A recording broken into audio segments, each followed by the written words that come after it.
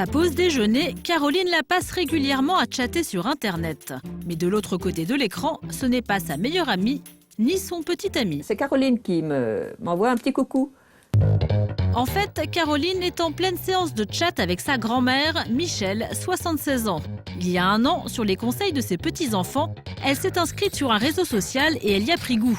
Tous les jours, elle se connecte pour prendre des nouvelles de ses amis virtuels. En clair, ses enfants et petits-enfants, ce qui donne parfois quelques couacs.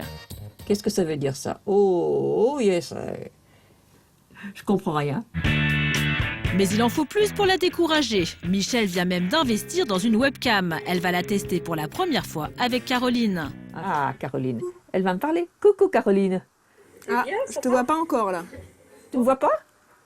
Non. Pourquoi? Je sais pas. Est-ce que tu as appuyé sur la petite caméra? Et là, je te vois. Voilà, tu me vois. Je suis pas belle, hein? T'es très belle, Mamita, t'es très belle. Elle s'exprime mieux avec le visage, quoi. Hein? C'est plus... Le contact est plus facile.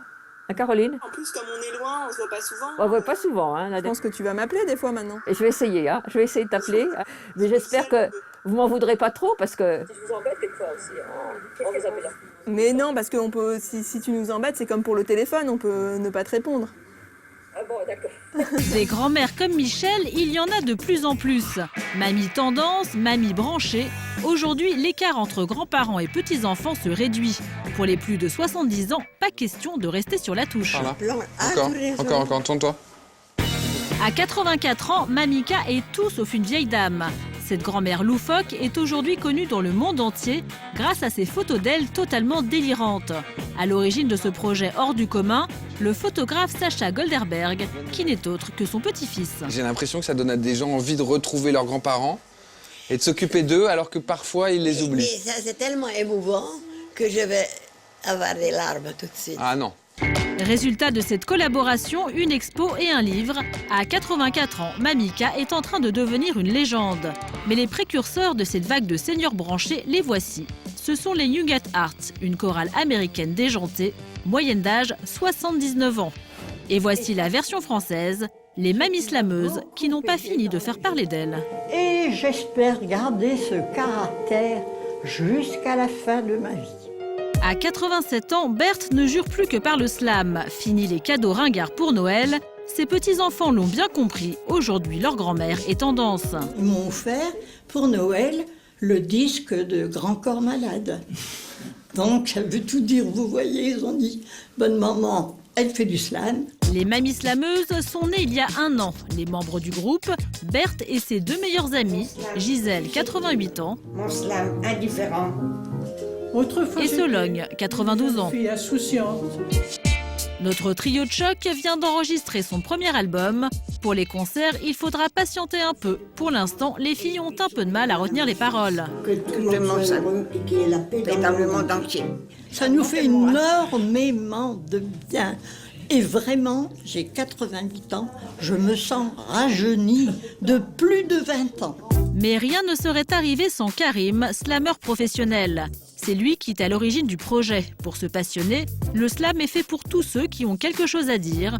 Du vécu et de l'expérience, à plus de 80 ans, nos trois mamies n'en manquent pas. Ce sont des artistes aujourd'hui, puisqu'elles se produisent d'elles-mêmes, elles vont aller dans des lieux, elles ont fait une slam session, même quand je n'y étais pas, elles ont partagé des textes.